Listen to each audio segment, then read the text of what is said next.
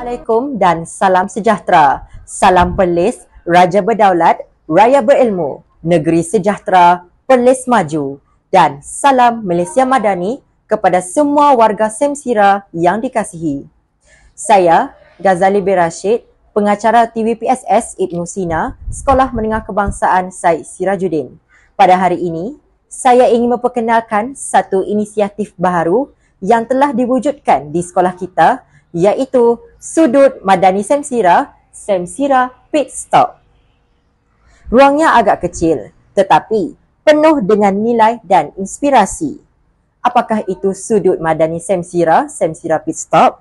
Sudut ini diwujudkan sebagai satu tempat pit stop untuk kita semua berhenti sejenak daripada kesibukan harian dan mengisi semula jiwa serta minda dengan nilai-nilai murni. Di sinilah tempat kita merenung, berfikir dan memperbaiki diri seiring dengan gagasan Malaysia Madani. Mengapa sudut madani penting untuk kita semua?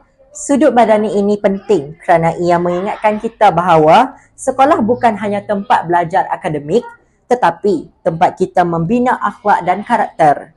Bila kita hidup dengan nilai, kita akan jadi pelajar yang lebih baik, rakan yang lebih dihargai dan insan yang lebih menyumbang.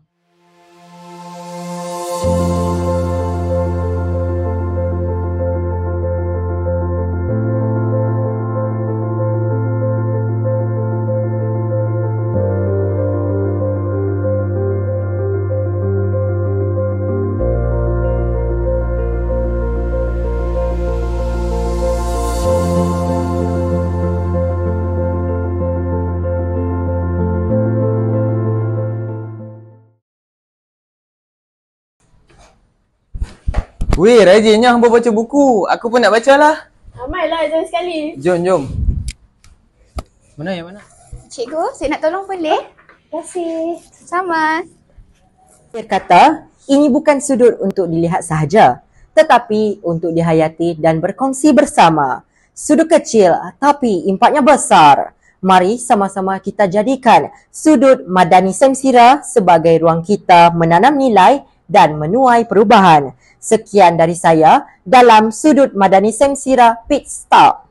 Jom kita hidupkan semangat madani dalam setiap langkah kita. Jadikan Sudut Madani Semsira ini milik kita bersama. Gunakan, jaga dan menghargainya. Ia mungkin sudut kecil di sekolah, tetapi ia boleh membawa perubahan besar dalam diri kita semua. Sekian, terima kasih.